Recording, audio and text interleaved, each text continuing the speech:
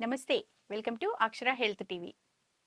మనం ప్రతిరోజు ఏదో ఒక చోట ఎవరో ఒకరు ప్రతి నిమిషం ఒక ఆత్మహత్య ప్రయత్నం గానీ, ఈవెన్ ఒక సూసైడ్ కానీ జరగడం వింటూ ఉన్నాం. పిల్లలైతే చదువుల ఒత్తిడి కావచ్చు, లేదంటే రిలేషన్‌షిప్స్ ఇష్యూస్ కావచ్చు, బ్రేకేజెస్ కావచ్చు, ఫ్యామిలీ మ్యాటర్స్ కావచ్చు, ఫినాన్షియల్ మ్యాటర్స్ కావచ్చు, ఈవెన్ ఈ మధ్య కాలంలో వచ్చిన ఈ బెట్టింగ్ యాప్స్ పుణ్యమా అని దాంట్లో డబ్బులు కోల్పోయి చాలామంది పిల్లలు కూడా ఆత్మహత్య ప్రయత్నాలు చేస్తుండడం అనేది మనం వింటూ ఉన్నాం. సో, కారణం ఏదైతేనేం ఇదొక పెద్ద ఒక భూతంలాగా మన సమాజానికి మనల్ని ఒక పట్టి పీడిస్తూ ఉంది. సో, దీని వెనకాల అంటే సొసైటీలో వచ్చిన మార్పులు కారణమా? లేదంటే మనం ఇండివిడ్యువల్‌గా మనలో ఆ స్ట్రెంగ్త్ ఏమన్నా తగ్గిపోతుందా? మనం ఇంకా స్ట్రాంగ్ అవ్వాల్సిన అవసరం ఏమైనా ఉందా? లేదంటే ఒక ఫ్యామిలీలో ఎవరైనా స్ట్రాంగ్‌గా లేరు, డిప్రెషన్‌లో ఉన్నారు అంటే మనం ఒక ఫ్యామిలీ కుటుంబ సభ్యులుగా గానీ, ఆత్మీయులుగా గానీ మనం ఏం చేయాలి? సో, ఇలాంటి అనేక విషయాలు మాట్లాడడానికి మనతో ఉన్నారు ప్రముఖ క్లినికల్ సైకాలజిస్ట్ డాక్టర్ రాధికా నల్లానాచార్య. తనతో మాట్లాడి అసలు ఈ ఆత్మహత్య ఇష్యూస్ గురించి కూలంకషంగా చర్చిద్దాం. నమస్తే రాధిక గారు. ఈ 10థ్ ఆత్మహత్యల నివారణ దినోత్సవం రెగ్యులర్‌గా చేస్తూ ఉంటాం కదా! అయితే మన దేశంలో ఇంకా ఎస్పెషల్ మన ఈవెన్ ఇక్కడ కూడా రోజుకొక ఆత్మహత్య వార్త వింటూ ఉన్నాం. ఈవెన్ స్టూడెంట్స్ కావచ్చు, హౌస్ వైఫ్స్, లేడీస్ విమెన్ కావచ్చు, ఈవెన్ మెన్ అయినా కూడా. జనరల్‌గానే అసలు ఇప్పుడు ఈ మధ్య కాలంలో ఈ ఆత్మహత్యలు పెరుగుతున్నాయా? లేకపోతే ఎప్పటినుంచో ఉన్నాయా? ఇప్పుడు పెరగడానికి ఏమైనా ప్రత్యేకమైన కారణం ఏమన్నా ఉందా? అంటే సామాజిక పరంగా వచ్చిన మార్పులు ఏమైనా కారణం అవుతాయా? గత 3 దశాబ్దాల కాలంలో సుమారు 43% ఆఫ్ సూసైడ్స్ పెరిగాయి అనేది ఒక సర్వే రిపోర్ట్. అంతేకాదు, సుమారు 71% సూసైడ్స్ జరుగుతున్న సూసైడ్స్‌లో 71% సూసైడ్స్ చేసుకుంటున్న వాళ్ళ ఏజ్ అనేది 15-44 సంవత్సరాల లోపు వాళ్ళే. ఇంకా ప్రిసైజ్‌గా చూస్తే 15-25 లేదా 30 సంవత్సరాల లోపు వాళ్ళల్లో సుమారు 38-39% ఉంటున్నారు. అంటే దీన్ని బట్టి ఆత్మహత్యల యొక్క తీవ్రత ఎంత ఉంది అన్నది మనం చెప్పొచ్చు. మేల్ 1.4, ఫిమేల్ 1 రేషియో అన్నది మనకి కనబడుతోంది. ఇప్పుడు ఇంకొకటి జనరల్‌గానే విమెన్ మెంటల్లీ స్ట్రాంగ్‌గా ఉంటారు. ఈవెన్ కంపారిటివ్‌లీ మెన్‌తో కంపేర్ చేస్తే మగవాళ్ళ కన్నా. సో, అందుకని వాళ్ళు అంటే ఒక ఎమోషనల్ స్ట్రెస్‌ని తట్టుకోగలిగే కెపాసిటీ వాళ్ళకి ఎక్కువుంటుంది. మెంటల్ స్ట్రెస్‌ని తట్టుకోగలిగే కెపాసిటీ అంటారు. ఆ రకంగా చెప్పలేం. ఎందుకంటే అటెంప్ట్ చేస్తున్న వాళ్ళ లెక్క చూసుకుంటే వుమెన్ అన్నది చాలా ఎక్కువ ఉంటుంది. ఇక్కడ స్ట్రెస్ అనేది జెండర్ స్పెసిఫిక్ ఏది ఉండదు రచన. స్ట్రెస్‌ని చాలామంది చాలా రాంగ్ వేలో అర్థం చేసుకుంటారు. ఎందుకంటే stress is the biggest reason for suicide. అందుకోసం నేను స్ట్రెస్ గురించి మాట్లాడుతున్నాను. స్ట్రెస్ అనేది ఎక్కడి నుంచి వస్తోందో దాని ఆరిజిన్ మీద ఎక్కువ డిపెండ్ అవ్వదు. దానికి మనం ఎలా రియాక్ట్ అవుతున్నాం, దట్ ఈస్ ద క్రైటీరియా ఎప్పుడైనా కూడా. కాబట్టి ఎంతో పెద్ద విషయంలో కూడా ఎక్కువ రియాక్ట్ కాకుండా చాలా ధైర్యంగా ఎదుర్కొనే వాళ్ళు ఉన్నారు. చిన్న చిన్న వాటికే తల్లడిల్లిపోయి కంప్లీట్‌గా ఎమోషనల్‌గా డ్రెయిన్ అయిపోయిన వాళ్ళు ఉన్నారు. ఇక్కడ వుమెన్ ఆర్ మోర్ ఎమోషనల్ కాబట్టి, ఎమోషనల్‌గా ఆలోచిస్తారు, ఎమోషనల్‌గా థింక్ చేస్తారు కాబట్టి వాళ్ళ అటెంప్ట్ నంబర్ ఎక్కువగా ఉంటుంది. కానీ at the same time emotional కాబట్టి తీవ్రమైన విధానాలు తీసుకోవడంలో కొంచెం ఆ భయమే కావచ్చు, ఆ ధైర్యం లేకపోవడమే కావచ్చు, లేదా అంత సీరియస్ ఐడియేషన్ లేకపోవడం కూడా కావచ్చు. రకరకాల కారణాలు ఇక్కడ. వుమెన్‌లో సక్సెస్ రేట్ కన్నా మగవాళ్ళు వాళ్ళు అటెంప్ట్ చేశారంటే they want to die and they will die. ఇప్పుడు మామూలుగా విమెన్‌లో అయితే ఎక్కువ మటుకు రిలేషన్‌షిప్ కారణాలు ఎమోషనల్‌గా వాళ్ళు మోర్ ఎమోషనల్ అవ్వడము కారణం అవుతాయి అని అనుకుంటూ ఉంటాం జనరల్‌గా. బట్ ఓవరాల్‌గా అసలు ఈ సూసైడ్ అటెంప్ట్ దాకా వెళ్తున్నారు అంటే బేసిక్‌గా కారణం ఏంటి? అంటే వీళ్ళు స్ట్రాంగ్‌గా లేకపోవడమా? లేకపోతే వాళ్ళ ట్రిగ్గరింగ్ ఫ్యాక్టర్స్ ఎక్కువ ఇది చేయడమా? అసలు బేసికల్‌గా suicide is a cry for help అంటాం. ప్రపంచంలో పుట్టిన ఏ ప్రాణికి కూడా, ముఖ్యంగా మనుషులకి, నువ్వు 100 ఏళ్ల వాళ్ళని అడిగినా కూడా ఎవరు చావాలనుకోరు. Suicide is not their desire. చాలామంది సూసైడ్ చేసుకోవడానికి ధైర్యం ఉండాలి, లేదా సూసైడ్ చేసుకోవడం అన్నది రకరకాలుగా మాట్లాడతారు.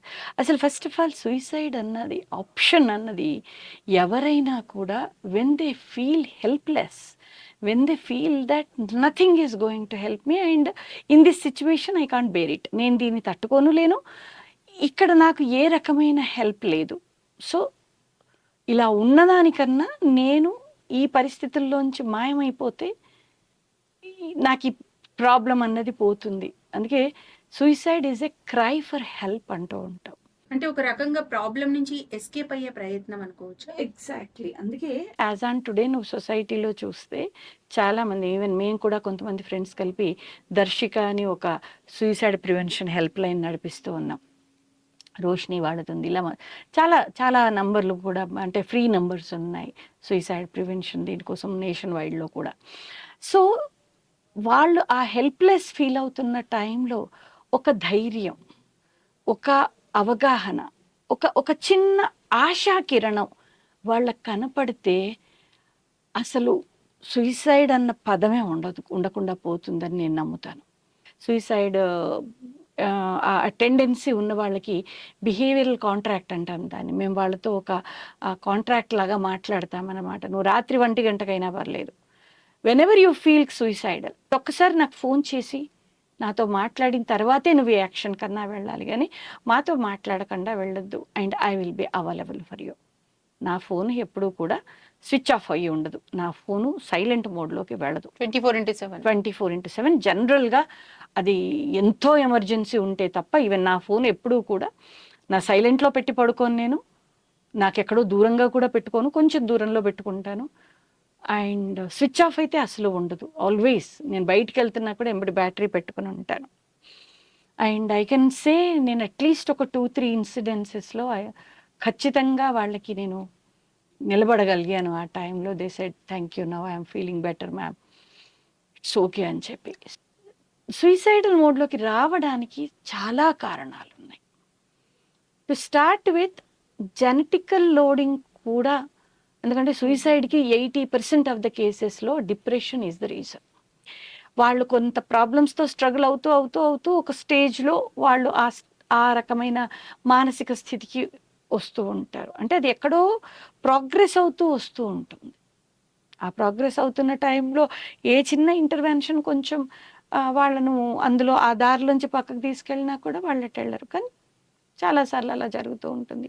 బట్ మచ్ ఆఫ్ ద కేసెస్లో 80%, more than 80% I can say ఖచ్చితంగా అది డిప్రెషనే కారణమై ఉంటుంది.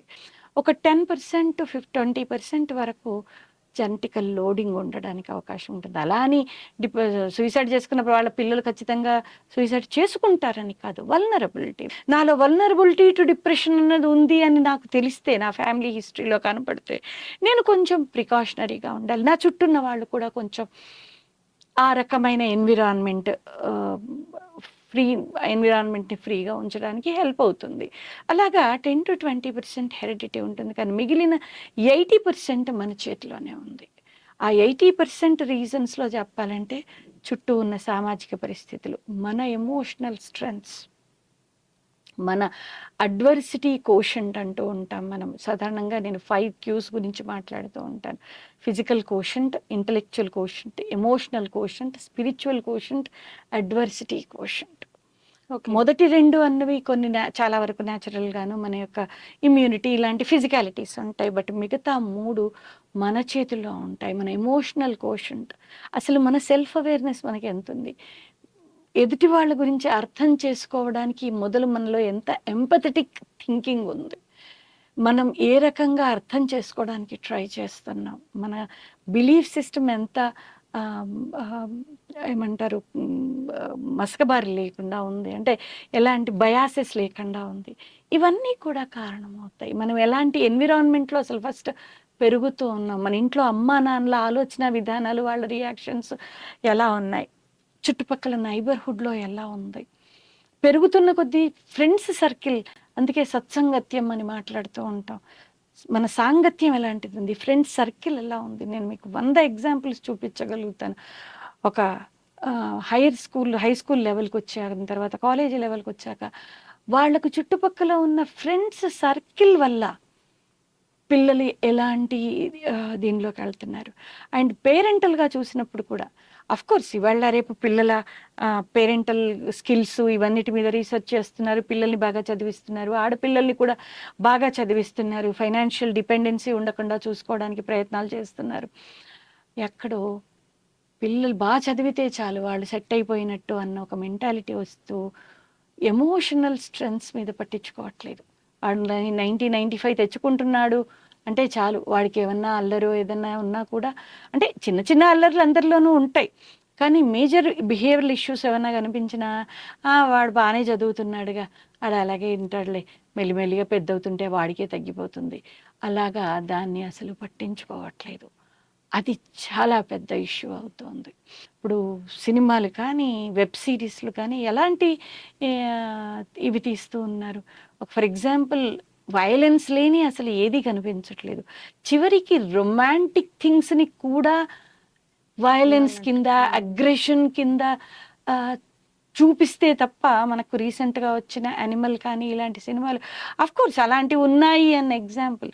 ప్రపంచంలో ఎన్నో ఉన్నాయి, ఉన్న వాటిని ప్రతిదాన్ని 100 మందికి దాన్ని చూపిస్తున్నప్పుడు దానివల్ల వచ్చే నష్టాలు కూడా చూపించాలి. పేరెంట్స్ ఆ ఓపిక, ఆ టైం ఏమన్నా అంటే మేము క్వాలిటీ టైం ఇస్తున్నాం పిల్లలకి అంటారు. కాదు, చిన్న పిల్లలు సుమారు ఒక 7-8 సంవత్సరాలు 10 సంవత్సరాలు వచ్చిన దాకా క్వాలిటీ టైం సరిపోదు పిల్లలకి.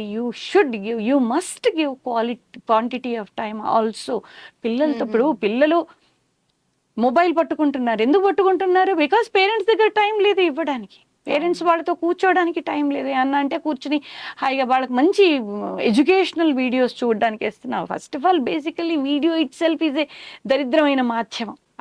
ఐఫోన్ తయారు చేస్తున్న ఈవెన్ స్టీవ్ జాబ్సే చెప్పాడు, నా పిల్లలకి టీనేజ్ వచ్చాక కూడా నేను ఐఫోన్ చేతిలో పెట్టలేదు అని.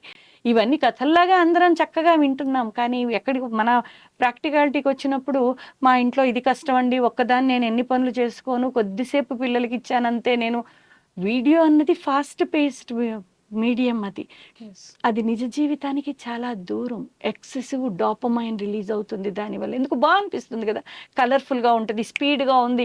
ఇప్పుడే పుట్టగానే చూస్తాం, ఇంకో 1 మినిట్ లోపల 5 ఏళ్ల వయసు చరిత్ర చూస్తాం, 15 ఏళ్ళు, ఇంకొక 5 నిమిషాల్లో 15 ఏళ్ల జీవితం చూస్తాం, 3 గంటల లోపల వాడి జీవితం ఎండింగ్ కూడా చూసేస్తున్నాం కదా. ఎంత బాగా తెలిసిపోతుంది. రియల్ లైఫ్లో హాఫ్ అన్ అవర్ తర్వాత ఏం జరగబోతుందో ఇప్పుడు నీకు తెలియదు, నాకు తెలియదు. సో మచ్ ఆఫ్ కన్ఫ్యూజన్ ఈ విషయాల లోపల. సో కాబట్టి అది బాగా అనిపిస్తోంది, దాన్ని ఇంకా ఇంకా చూడాలనిపిస్తోంది. ఎందుకు? హై డోపమైన్ రిలీజ్ అవుతుంది, ఒక అచీవ్మెంట్ ఫీలింగ్ వస్తుంది. కాబట్టి ఇక్కడ దాని ఎఫెక్ట్ ఏమవుతుంది అన్నది మనం పట్టించుకోవట్లేదు. దీనివల్ల చిన్నప్పటి నుంచి కూడా పిల్లలు ఇంటలెక్చువల్గా చాలా డెవలప్ అవుతున్నారు, కానీ ఎమోషనల్ ఏరియాస్లో చాలా డౌన్ అవుతున్నారు. ఐక్యూ పెరుగుతుంది కానీ ఈక్యూ అసలు పెరగట్లేదు, స్వీయ అవగాహన ఉండట్లేదు. బయట వాళ్ళ అందానికి తోడు ఇంట్లో అమ్మ నాన్నల యొక్క ఏమంటారు ఆ హార్మోనియస్ రిలేషన్ కానీ, లేదా పిల్లల ముందు కొన్ని చర్చించాలి, ఏవి చర్చించకూడదు, ఎలా ఉండాలి, ఒక ఇష్యూ ఉంటే దాన్ని ఎలా డీల్ చేయాలి అన్న దగ్గర మొదలు పేరెంట్స్ దగ్గరే ఆ ఎమోషనల్ స్ట్రెంగ్త్ తక్కువ ఉన్న నేపథ్యం ఉన్న ఇళ్లలో అది ఇంకా వర్సన్ అవుతుంది. దానివల్ల చిన్న చిన్న వయసుల్లోనే రిలేషన్షిప్స్లోకి వెళ్ళడము, ఆ చిన్న ఏజ్ల్లో బ్రేకప్లు, రిలేషన్షిప్లు, రకరకాల కాన్సిక్వెన్సెస్. ఇంకా కొన్ని చోట్లలో ఈ వైలెంట్ వీడియో గేమ్స్, వీటి వల్ల నార్మలైజేషన్ అంటాం దీన్ని. సొసైటీలో కరప్టెడ్ అఫీషియల్ ఉన్నాడని చెప్తే దాన్ని పెద్ద సీరియస్గా తీసుకోం మనం. ఎందుకు? తెల్లవారి చూస్తే 100 మందిలో ఒక 95 మంది మనకు అలాగే కనబడుతున్నారు, 5 కూడా నాకు ఐ డౌట్. ఇలా ప్రతి విషయం ఏదైతే మంచిది కాదు, ఏదైతే ఇది చెయ్యకూడదు అన్న భయం కానీ భక్తి కానీ ఉన్న కొన్ని పాయింట్స్ ఈ మధ్య కాలంలో, గత ఈ 3-4 దశాబ్దాల కాలంలో చాలా విషయాలు నార్మల్ అయ్యాయి. Aggression is very normal. వాడు కత్తితో చంపితే చంపాడు అన్నది మాత్రమే కాదు, ఆ కత్తికి ఎలా రక్తం ఉంది, ఆ డ్రాప్ బై డ్రాప్ ఎలా పడుతుంది, దాని ఆ థిక్నెస్ ఎంత ఉంది, అది ఎంత పల్చగా ఉంది, ఎంత చిక్కగా, అంత డీటెయిలింగ్తో మనం పిల్లలకి చూపిస్తున్నప్పుడు ఖచ్చితంగా జుగుప్స పడుతూనే భయపడుతూనే దానికి అట్రాక్ట్ అవుతూ పోతూ ఉంటారు. So violence is becoming normal. Video గేమ్స్లలో కూడా సేమ్, కొడితే ఆ బ్లడ్ ఎలా స్ప్లాష్ అవుతుంది, ఎలా దానికి పడుతుంది, ఇలా ప్రతిదాన్ని వైలెన్స్ని తెల్లవారు లేస్తే చూసి చూసి వైలెన్స్ బికమ్ నార్మల్ పిల్లల లోపల. మనం వింటూ ఉన్నాం, 7వ తరగతి పిల్లాడు 3వ తరగతి పిల్లల్ని చంపేశాడు అంటే నీకు నచ్చకపోతే నువ్వు దేనికైనా వెళ్ళొచ్చు అనేది మనం అది జరిగినప్పుడు అందరం దాన్ని ఏదో సెన్సేషనలైజ్ చేస్తాం, దాన్ని ఏదో 4 రోజులు అందరూ కూర్చుంటారు, చర్చలు పెట్టుకుంటారు, మాట్లాడతారు, సొల్యూషన్స్ దగ్గర ఇది చేయాలి అది చేయాలి అది చేయాలని అందరం మాట్లాడతాం, అయిపోతుంది అక్కడికి ఎండు. మళ్ళీ ఎవరి పనుల్లోకి వాళ్ళు వెళ్ళిపోతున్నారు. మనం ఒకనాడు పెట్టిన గింజలే ఇవాళ పెరిగి పెద్దయి చెట్లయి మనం సతాయిస్తున్నాయి, ఇవాళది తట్టుకోలేకపోతున్నాం. ఇప్పుడు ఈ వైలెన్స్ కి మోర్ అట్రాక్ట్ అవ్వడము, ఎక్కువ వైలెన్స్ కి ఎక్స్పోజ్ అవ్వడం అనేది కూడా వాళ్ళ మెంటల్ స్ట్రెంగ్త్ ని తగ్గిస్తూ వస్తుందా? ఖచ్చితంగా కదా. ఇప్పుడు నేను ఎదుటివాడిని కొట్టి నోరు మోయించవచ్చు అన్నది నేర్చుకున్న పిల్లవాడు సడన్ గా నిన్ను ఎదుటివాడు అంతకు 2 ఇంతలు కొట్టొచ్చు అన్నప్పుడు హెల్ప్లెస్ ఫీల్ అవుతాడు. What should I do? And నాకు అవమానం జరిగింది 100 మంది లోపల, ఈ అవమానాన్ని ఎలా తట్టుకోను? ఫియర్ ఆఫ్ రిజెక్షన్, ఇట్లా ఇవన్నీ, fear of failure, fear of rejection, fear of ఏమంటారు, నలుగురిలో నేను చులకనైపోతాను, నన్ను ఏమనుకుంటారు, నేను అలా తలెత్తుకుని ఎలా తిరగలను. ఒక పరీక్షలో రీసెంట్గానే మనం విన్నాం, పరీక్షల్లో తక్కువ మార్కులు వచ్చాయి, నేను 90 వస్తుందని నేను అందరికీ గొప్పగా చెప్పాను, ఇప్పుడు నాకు 60% వచ్చింది. So I don't want to live, I die. NEET రాసింది ఒక అమ్మాయి ఆ మధ్యకాలంలో, తనకి క్వాలిఫైడ్ మార్క్స్ కూడా రాలేదు.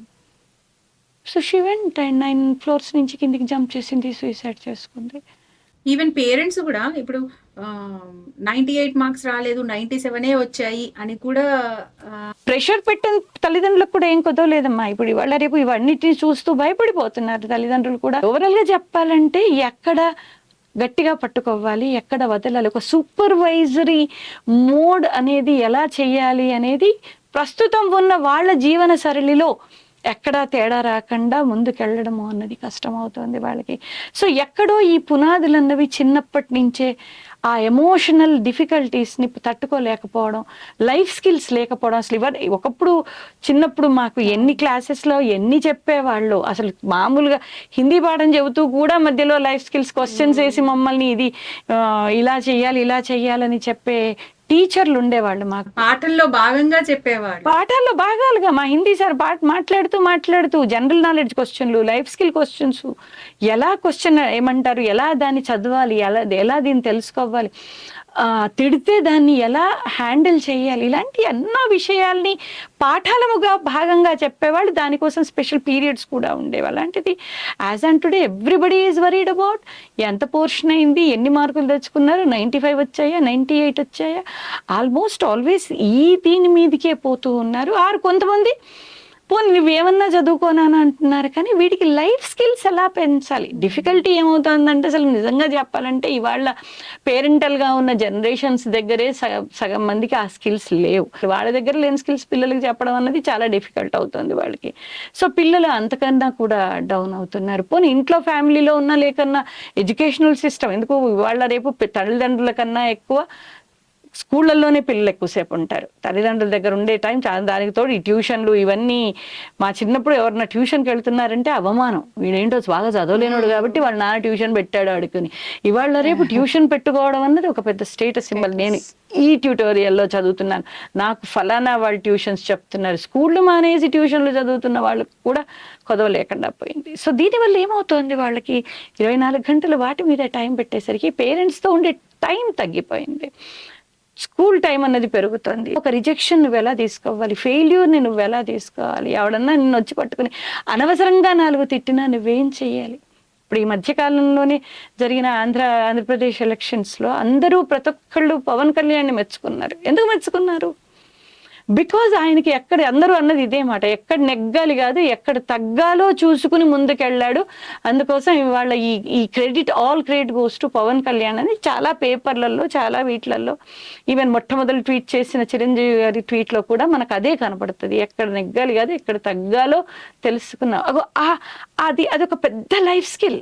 ఎక్కడ పిల్లలకి చెప్తున్నాం, ఒరే తగ్గద్దురా, ఆడొక్కడు కొడితే 2 దన్నిరా అని చెప్తున్నాం. ఇవాళ మార్నింగ్ ఒక పిల్లడు, వాడు కొంచెం మెంటలీ ఇంటలెక్చువాలిటీ తక్కువ ఉంటుంది, వాడు గొప్పగా ఫోటో చూపిస్తున్నాడు. వాడు పుష్ప ఇది ఇట్లా పెట్టి ఇట్లా ఫోటో దిగి అది ఒక నాకు గొప్పగా ఆంటీ నేను ఇలా దిగాను చూడండి తగ్గేదేలా. సరే ఆ పిల్లడి తెలివితేటలు వేరు, కానీ అందరూ కూడా అది that is the main thing అని ఒకవైపు చూపిస్తున్నారు. ఒకవైపు ప్రపంచంలో అది నడవట్ల, ప్రపంచంలోకి వస్తున్నారు, స్కూల్లోకి వస్తే వాడికి అది నడవదు, ఏం చెయ్యాలో తెలియదు, గైడ్ చేసేవాడు లేడు, టీచర్లకు చెప్తే వినిపించుకునే వాళ్ళు లేరు, ఇంట్లో అమ్మ నాన్నలకు కొన్నిసార్లు దొరకరు, దొరికినా కూడా సరి అయిన విధంలో గైడెన్స్ ఇవ్వగలిగిన స్టేజెస్ మనకు కనిపించట్లేదు.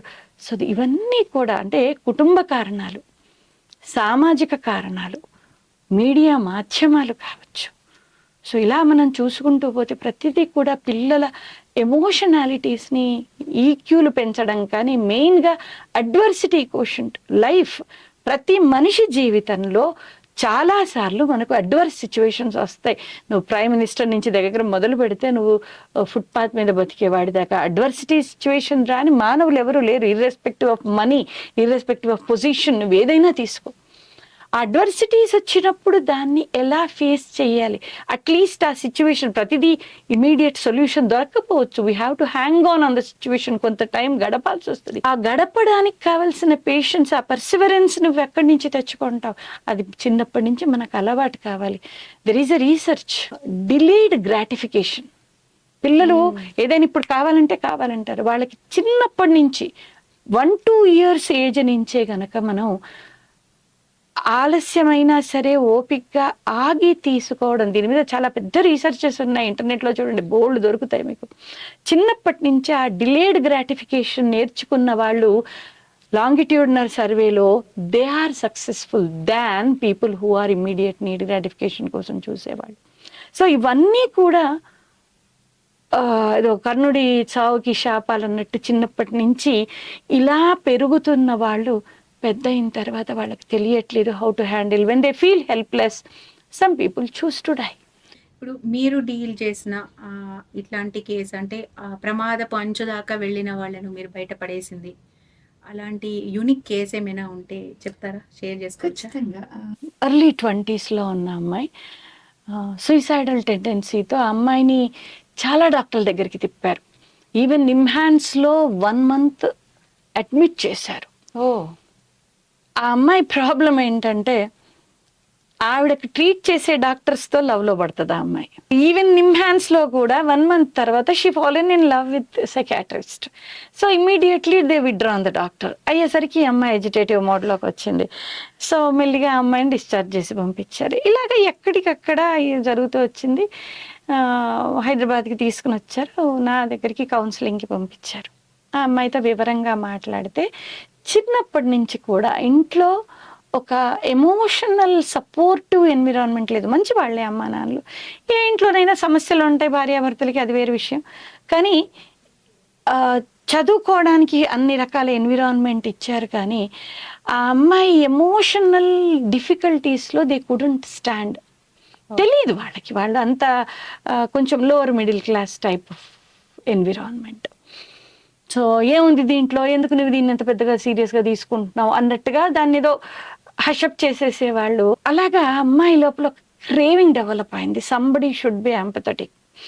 సో ఎంఎస్సి చేసేటప్పుడు, ఎంఎస్సి చదివే అమ్మాయి ఎంఎస్సి చేసేటప్పుడు ఒక కో స్టూడెంట్ ఎవరితోనో ఇలాగే లవ్లో పడింది. ఆ అబ్బాయి చాలా నన్ను బాగా అర్థం చేసుకున్నాడు, దీంట్లోపల ఎమోషనల్ స్ట్రాంగ్ డిపెండెన్సీ డెవలప్ చేసుకుంది. కానీ ఆ అబ్బాయి చెప్పాడు, I don't have such any feelings towards you, నాకు అయినా మా ఇంట్లో కుదరదు, ఇది లవ్ మ్యారేజ్లో అవి కుదరదు, నేను జస్ట్ ఐ వాజ్ ఫ్రెండ్లీ, నువ్వు ఊహించుకున్నావు దీన్ని, అది కాదు అనేసరికి ఆ అబ్బాయిని ఇంకా డెస్పరేషన్ ఉంటుంది కదా. సో ఇది చివరికి ప్రాబ్లంగా తయారయ్యేసరికి తీసుకొచ్చారు, ఇంటికి తీసుకొచ్చారు. ఈ ట్రీట్మెంట్ ఈ ప్రాసెస్ లోపల నిమ్హాన్స్లో జాయిన్ చేశారు.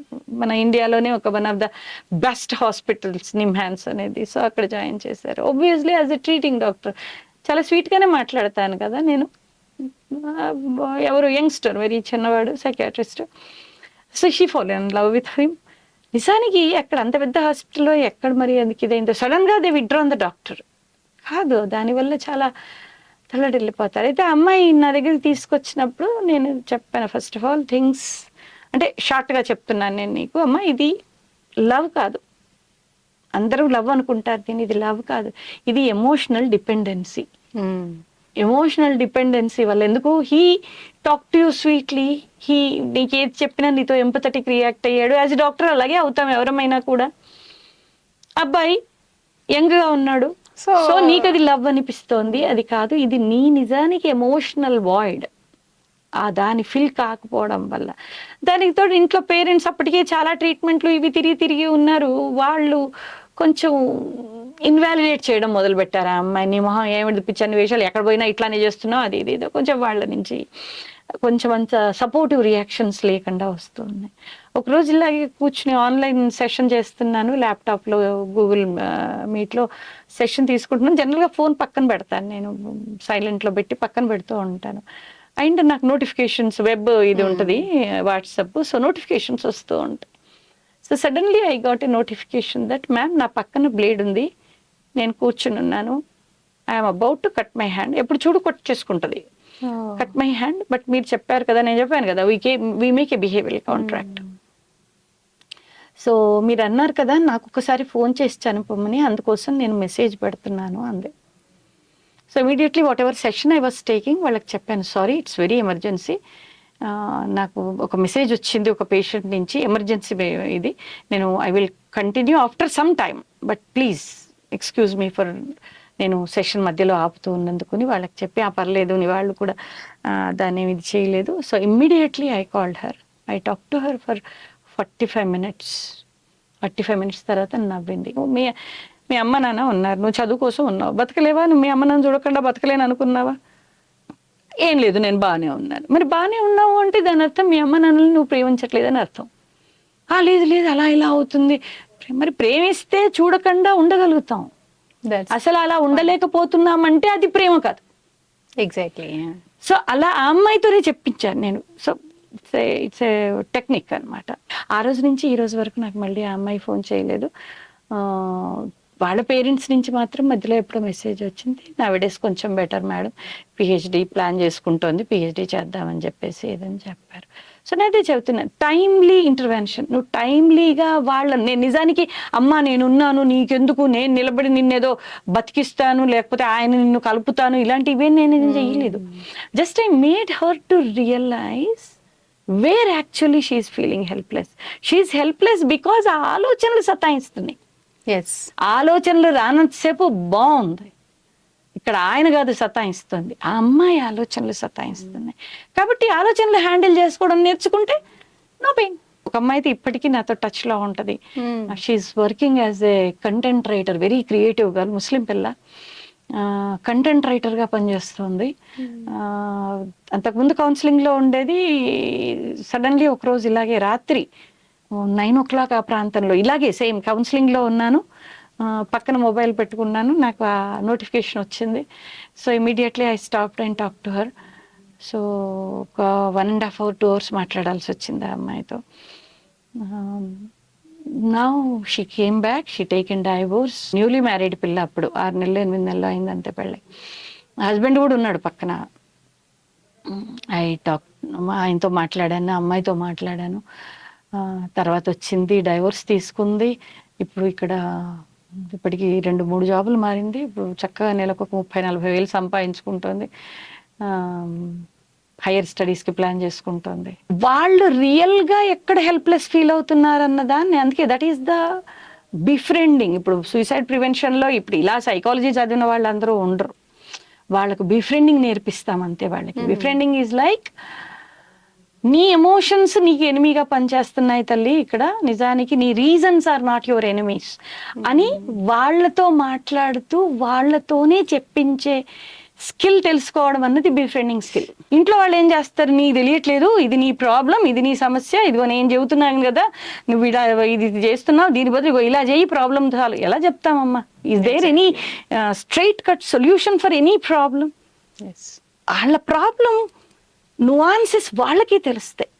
ఎవ్వరని చెప్పే సలహాలు ఎవరికి కూడా సలహాలు పనిచేయవు. అందుకే కౌన్సిలింగ్లో చాలా మంది సలహాలు చెప్తాం అనుకుంటారు. Counselling is empowering process. మేమేమీ చెప్పం, సలహాలు చెప్తే పని చేయొచ్చు చేయకపోవచ్చు, అండ్ వాళ్ళకి ఇప్పుడు అలవాటు కావాలి. దాని బదులుగా వాళ్ళు పరిస్థితిని ఎలా అనలైజ్ చేసుకోవాలి, ఎలాంటి ఆల్టర్నేటివ్ సొల్యూషన్స్ వెతుక్కోవాలి. నా ప్రాబ్లంకి సొల్యూషన్ లేదు మేడం అంటారు. సొల్యూషన్ లేని ప్రాబ్లం ఈ ప్రపంచంలో లేదు. అవి మనకు నచ్చవు. రికార్డ్ చేస్తున్నాం, మన ఏసీ లేకపోతే నేను ఉండలేను అని నేను అన్నాను అనుకో, నిజమే. కానీ ఈ రికార్డింగ్కి ఏసీ ఉంటే ప్రాబ్లం అవుతుంది. కాబట్టి I have to I understand it.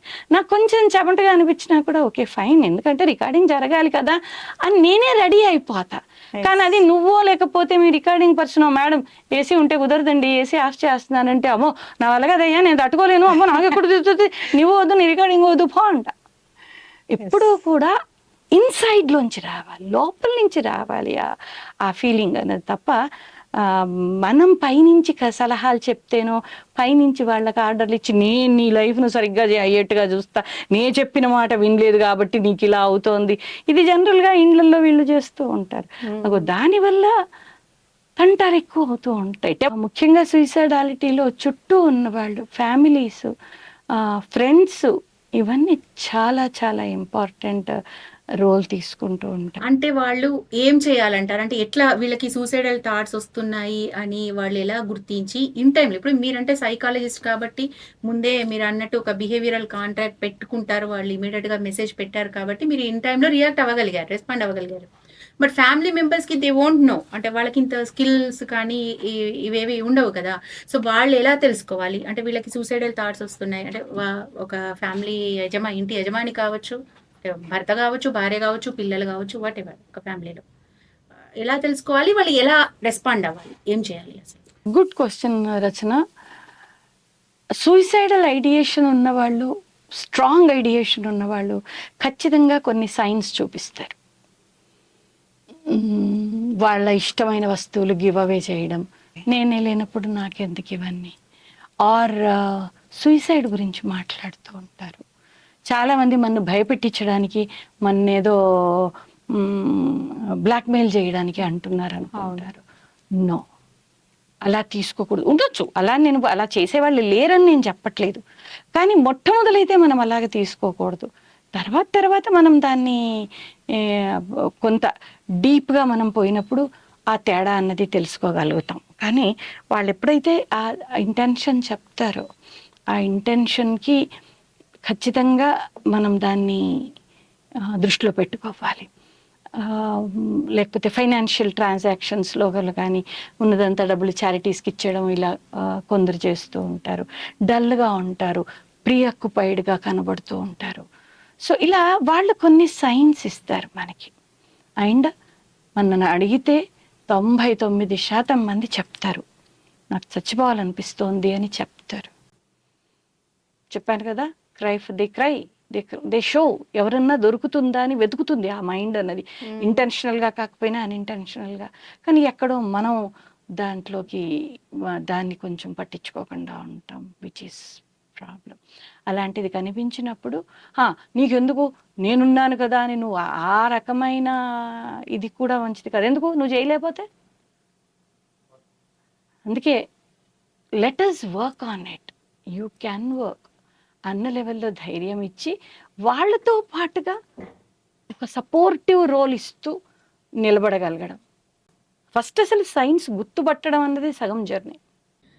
ఇప్పుడు ఎవరైనా నాకు చచ్చిపోవాలని ఉంది అంటారు, లేదంటే ఎనీ కైండ్ ఆఫ్ ఇది సంకేతం ఇస్తే నీకేం ప్రాబ్లం లేదు, నేను చూసుకుంటా, ఐ విల్ సపోర్ట్ యూ అంటే ఇట్లాంటి మాటలు మాట్లాడితే సరిపోతుందా, లేదంటే ఇమీడియట్ గా సైకాలజిస్ట్ ని కలవాలా? సైకాలజిస్ట్ ని కలవడము అన్నది always best. Validation first. I can understand why you are feeling so. నీ ప్లేస్లో ఉంటే నేను కూడా అలాగే ఫీల్ అయ్యేదాన్నేమో. కానీ ప్రపంచంలో ప్రతి మనిషి కూడా వ్యాలిడేషన్ కోసం వెతుక్కుంటాం. మనం చెప్పిన మాటలు ఎవరో ఎస్ అనాలి అని వెతుక్కుంటాం. ఎస్ అనకపోతే ఎక్స్ప్లెయిన్ చేసుకుని తంటాలు పడుతూ ఉంటాం. ఇది మానవ సహజ లక్షణం. ఎస్. కాబట్టి వాళ్ళు నాకు సూసైడ్ అని చాలామంది పేరెంట్స్ ఇలా ఎప్పుడైనా సూసైడల్ ఏంటి మేడం అంత పెద్ద క్వశ్చన్ అడుగుతారు, లేని వాడికి కూడా ఉన్న ఐడియా వచ్చేట్టు చేస్తున్నారు. కాదు, నువ్వు అడిగి చూడు, కొండంత ఇన్ఫర్మేషన్ వాళ్ళు ఇస్తారు. కాబట్టి అడగడం అన్నది మస్ట్. ఎలాంటి ఆలోచనలు వస్తున్నాయి నీకు, ఎందుకు అలాంటి ఆలోచనలు? ఎప్పుడూ కూడా మనం మర్చిపోయేది ఏంటి అంటే వై అనే పదాన్ని మర్చిపోతాం. అమ్మ తినాలని లేదు, ఎప్పుడు అంతే, నువ్వు తిండి తినకుండా కూర్చుంటావు. ఫస్ట్ ఇన్వాలిడేట్ చేసేస్తాం దాన్ని. ఎందుకు, ఎక్కడ వ్యాలిడేట్ చేస్తే వాడు దానికి అలవాటు పడతాడేమో అన్నది మన భయం. ఇన్వాలిడేట్ ఏం బ్యాడ్ ఇంటెన్షన్తో చెయ్యి, నువ్వు రోజు అలా చేస్తే దాన్ని వై అని అక్కడ ఆగం కదా. దాని తర్వాత కూడా మనం we will try to sort it out. కాబట్టి ఫస్ట్ తెలియాల్సింది ఏంటంటే వాళ్ళతో వాళ్ళ ప్లేస్లోకి వెళ్ళి వాళ్ళ ఆలోచన విధానాన్ని అర్థం చేసుకునే ప్రయత్నం చేయడం. ఒక్క మాటలో ఎంపతి అంటాం.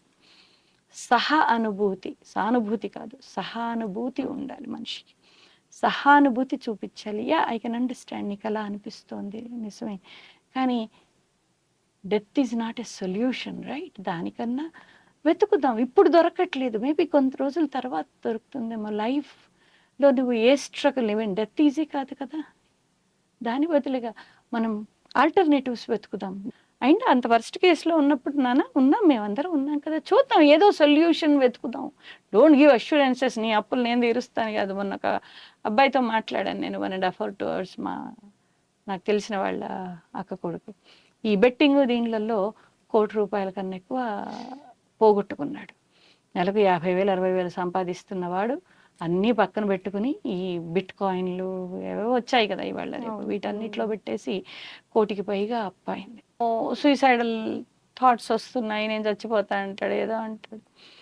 సో మాట్లాడాను అబ్బాయికి, నేను ఏమన్నా అష్యూరెన్స్ ఇచ్చానా, నేను తీర్చి పెడతారా బాబు నీ అప్పన్నానా? నేను కాదు కదా. కానీ నువ్వు చచ్చిపోయి సాధించేది ఏం లేదు, చచ్చాక ఏమవుతుందో మనకు తెలియదు. దానికన్నా ఒకప్పుడు 50,000 60,000 సంపాదించుకున్న వాడివి ఇవాళ కూడా అంతకన్నా ఇంకెక్కువ సంపాదించుకునే 2-3 నెలలు పడుతుండొచ్చు తప్ప. అంటే ఏ రకంగా నువ్వు లైఫ్లో అప్రోచ్ అవ్వకుంటూ పోతే maybe few years will be at a stake. అవును. కానీ ఆ తర్వాత ఈ లెసన్స్ నుంచి నేర్చుకున్న స్ట్రెంగ్త్తో నువ్వు ముందుకు వెళ్ళిపోగలుగుతావు. సో అన్న రకంగా నేను అబ్బాయిని చేశాను. ఇప్పుడు బాగున్నాడు పిల్లడు. అంతకుముందు అసలు లేవలేదు, తినలేదు, ఆ పిల్లని కనిపెట్టుకుని కూర్చోవలసి వచ్చింది, ఎప్పుడు ఏ క్షణాన ఏం చేస్తాడో అన్న భయంతో. Now he's better. ధైర్యంతో ఎదుర్కోవడానికి, అమ్మో నా వల్ల కాదనుకోవడానికి ఉన్న డిఫరెన్స్ అంతే. సో కాబట్టి ఫ్రెండ్స్ కానీ, రిలేటివ్స్ కానీ, ఫ్యామిలీ మెంబర్స్ కానీ, వీళ్ళందరూ కూడా ఒక సపోర్ట్ టు స్టాండ్ బిహైండ్, వాళ్ళ పక్కన నిలబడడానికి ధైర్యం వాళ్ళకి ఇవ్వగలరు. నీ స్ట్రగుల్స్కి మేము పక్కన నిలబడతాం నాకు చేతనైన లెవెల్లో. Don't feel that I'm alone. అన్నిటికన్నా చూడు ఇవాళ నువ్వు అబ్జర్వ్ చెయ్యి, ప్రపంచంలో ప్రతి ఒక్కళ్ళ ఇష్యూ ఇవాళ లోన్లీనెస్. నిజానికి అందరు చుట్టూన్న వాళ్ళ మధ్యలో కూడా. ఎందుకు, ఒక రీసెర్చ్ ఫైండింగ్ కూడా, ప్రపంచంలో ఎక్కువ సూసైడాలిటీ ఫీల్ అవుతున్న వాళ్ళ పర్సంటేజ్ ఎక్కువగా ఉంది, ఎవరిలో పర్సంటేజ్ ఎక్కువ ఉంది అని చేసిన రీసెర్చ్లో బయటపడింది ఏంటంటే, ఎవరైతే హ్యూమన్ రిలేషన్స్ని హ్యాండిల్ చేయలేకపోతున్నారు, ఎవరికైతే అసలు బంధాలు అనుబంధాలు సరిగ్గా లేవో, వాళ్ళు బంధాలు అనుబంధాలంటే అది బ్లడ్ రిలేషనే కానక్కర్లేదు, చుట్టుపక్కలే కానక్కర్లేదు, ఎవరైనా కావచ్చు. ఒక మనిషితో నీ కమ్యూనికేషన్ ఎలా పెట్టుకోగలుగుతున్నావు? కనపడితే ఒక స్మైల్ ఇవ్వగలుగుతున్నావా లేదా? ఇప్పుడు ఫారిన్కి వెళ్ళినప్పుడు, నేను జర్మనీ వెళ్తే చూస్తాను, అసలు ఎవరు వాళ్ళ ముక్కు మొహం మనకి ఏమీ తెలియదు. సో అలా లిఫ్ట్లోకి ఎంటర్ అవుతూనే హలో అంటారు వాళ్ళు. అది ఎంత తెలియకుండానే మనలో సంబడి, మనకి ఎవడు తెలియదు వాళ్ళు పలకరిస్తున్నారు. అక్కడ వాళ్ళకి అది అలవాటు అయిపోయింది. ఎందుకు, అలాంటి వాళ్ళు రిలేషన్షిప్స్ని వాళ్ళు మెయింటైన్ చేసుకుంటూ పోతారు లైఫ్లో, చిన్నపిల్లల దగ్గర నుంచి పెద్దవాళ్ళ దాకా కూడా. సో అలాగా మానవ సంబంధాలన్నవి క్షీణిస్తున్నాయి. అది one of the biggest reason. ఇది రీసెర్చ్ ఫైండింగ్ దట్ మానవ సంబంధాలు బెటర్ అయితే మనిషి, ఒక సామెత ఉంది చూడు, మనిషికి ఉంటే బలం, పశువుకు తింటే బలం అంటారు.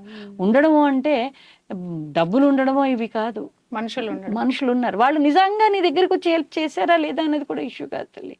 మనకు వీళ్ళు ఉన్నారు అన్న భరోసా, జస్ట్ ఆ భరోసా 50% మనని మన టెన్షన్ తగ్గిస్తుంది.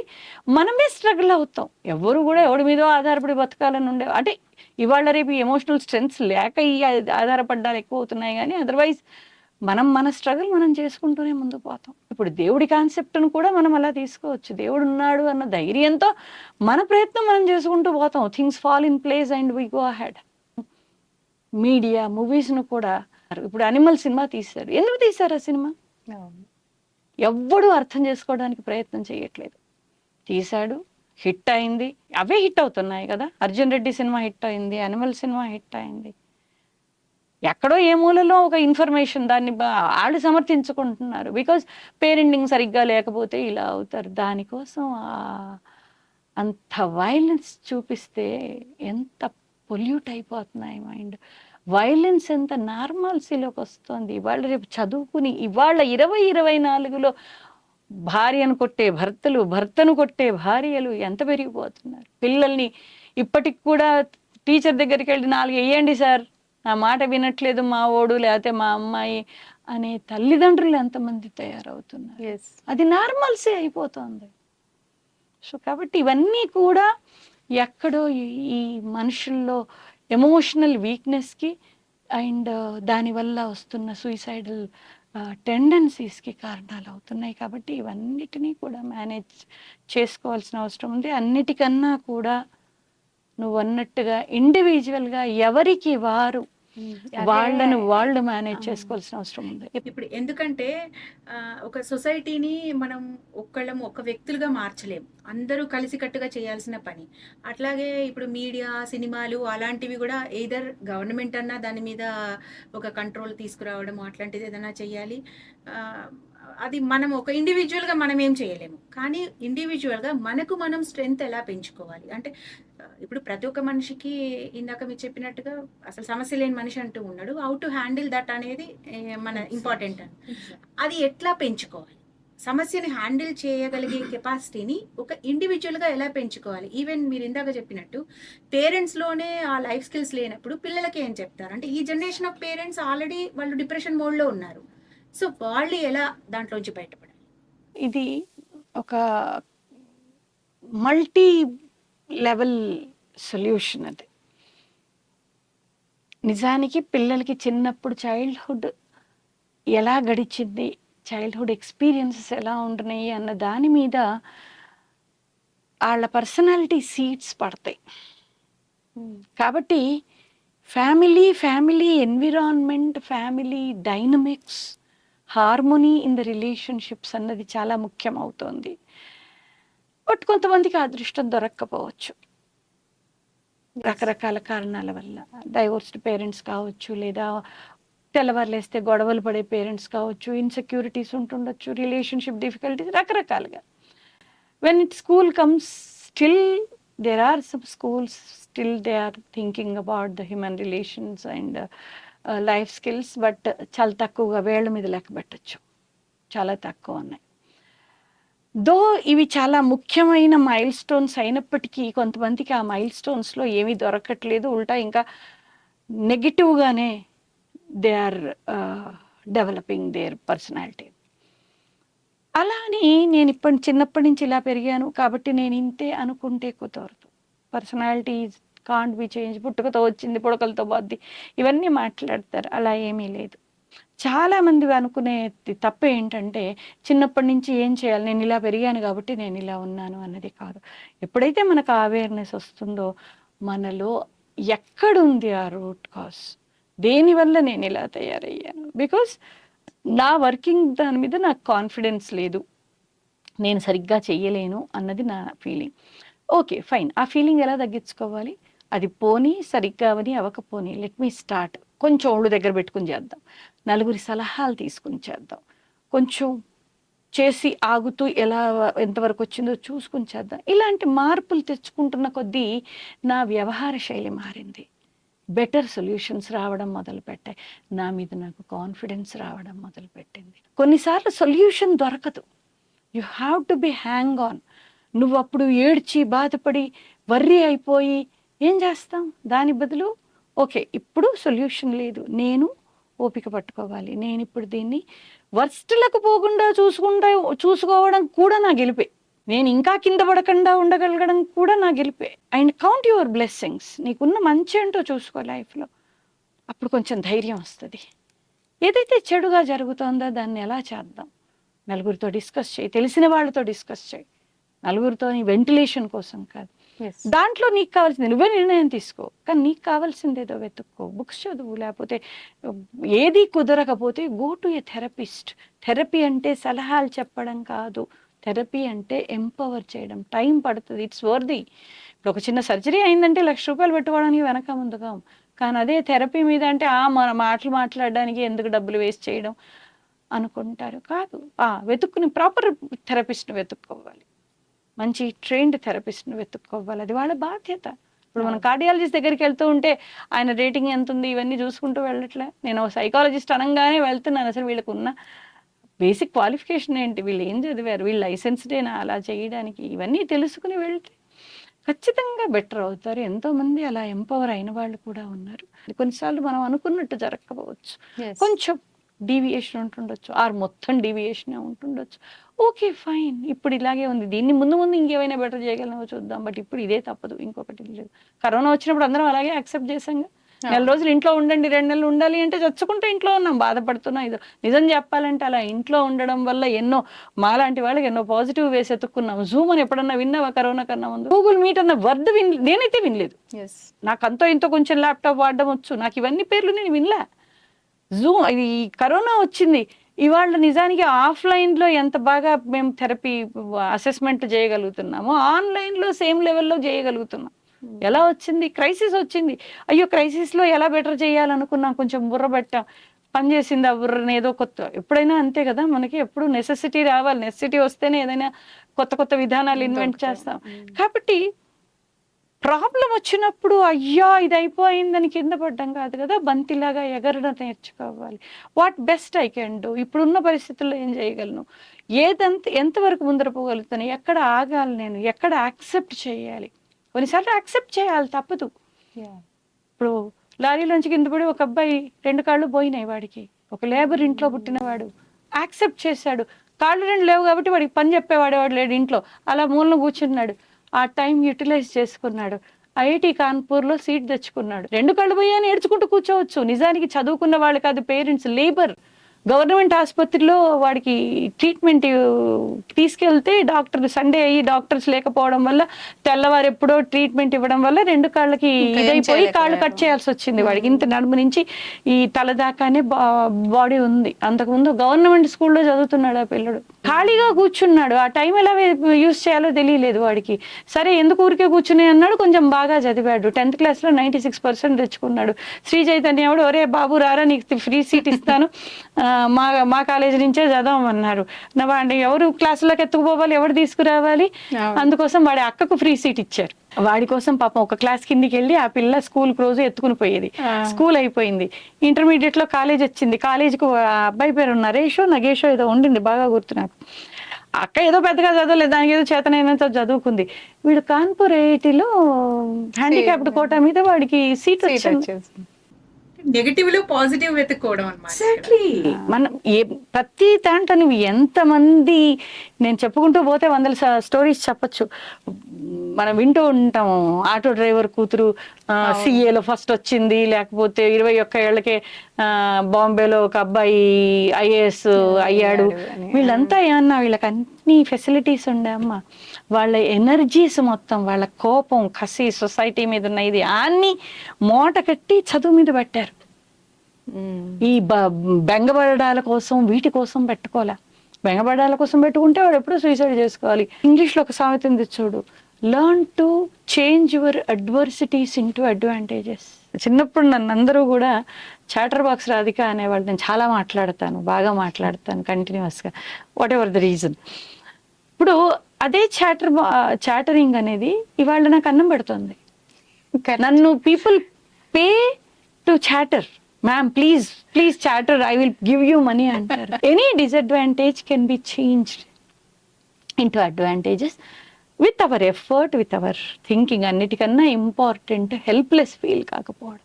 ఎక్కడో మార్గం ఉంటుంది, ఏదో ఉంటుంది. Let me try. నేను అనుకున్నంత జరగకపోవచ్చు, జరిగిన దాన్ని తృప్తి పడదాం. ఇక్కడికి ఎండ్ అవ్వాల్సిన పని లేదు కదా, ఇంకా ముందుకెళ్ళొచ్చు. లైఫ్ స్కిల్స్, స్ట్రెస్ మేనేజ్మెంట్, ఇలాంటివన్నీ కూడా ఎవరికి వారు తెచ్చుకోవచ్చు. కొంచెం కష్టం అనిపిస్తే ఖచ్చితంగా ప్రొఫెషనల్ హెల్ప్ తీసుకోవడానికి వెనక ముందు కాకూడదు. ఇల్లు కట్టుకోవడం కష్టం అనిపిస్తే ఆర్కిటెక్ట్ దగ్గరికి వెళ్ళట్లేదు మనం. మరి మానసికంగా డిఫికల్టీస్ వచ్చినప్పుడు సైకాలజిస్ట్ దగ్గరికి వెళ్ళడానికి ప్రాబ్లం ఏంటి? పిచ్చోళ్ళు అనుకుంటారేమో అని ఫీల్ అవ్వడం ఎందుకు? గవర్నమెంట్ సైడ్ నుంచి కొన్ని హెల్ప్ లైన్స్ అలాంటివి వచ్చాయి. బట్ ఎన్ని ఉన్నా కూడా మనం వాడుకోకపోతే దేని Waste లాభం కదా. ఉండదు. కాబట్టి we have to work upon our selves. ఇది మన life. We are the architects of our life. We have to work on our well being. చచ్చి సాధించేది ఏమీ లేదు. బ్రతికుండి ఎన్నో సాధించవచ్చు. కొండలని కూడా పిండి చేసే కెపాసిటీ మనిషికి ఉంది అనుకుంటే సాధించగలిగింది ఏమీ లేదు. కాబట్టి ఎవరికి వాళ్ళు okay fine, now I'm helpless, unable to do it, but let me try some more ways. ఇంకో వే చేద్దాం, ఇంకో వేలో ట్రై చేద్దాం, ఇంకా బెటర్ వేలో ట్రై చేద్దాం. అవసరమైతే కొంచెం హ్యాంగ్ ఆన్ అవుదాం, కొంచెం కామ్ డౌన్ అవుదాం, కొద్దిగా టైం తీసుకుందాం. ఆ యాటిట్యూడ్లోకి రావాల్సిన అవసరం. చాలా ఎంత వర్త్ఫుల్ ఇంటర్వ్యూ అంటే ఇది one of the best interview అనుకుంటున్నాను నేనైతే. అంటే ఎవరైనా హెల్ప్లెస్ కండిషన్లో ఉన్న వాళ్ళు ఎవరున్నా మేబీ ఈ టైంలో ఈ మూమెంట్లో కూడా ఎక్కడో ఎవరో ఒకరు ఒక క్రై ఫర్ హెల్ప్ ఉండొచ్చు. వాళ్ళకి తప్పనిసరిగా ఇప్పుడు మీరు చెప్పిన మాటలు ఒక ధైర్యాన్ని, ఒక ఆశని నింపుతాయి అనేది నేను ఖచ్చితంగా చెప్పగలుగుతాను. సో కంపల్సరీ ఇప్పుడు మన ఇంటర్వ్యూ అంతా కూడా డిస్ప్లే అవుతున్న ఫోన్ నెంబర్స్లో మీకు ఏ ప్రాబ్లం ఉన్నా కూడా మీరు సంప్రదించవచ్చు. మీకు మానసికంగా కావలసిన హెల్ప్ తప్పనిసరిగా ఆ హెల్ప్ లైన్స్లో అందుతుంది. సో ఎనీవే, నమస్తే.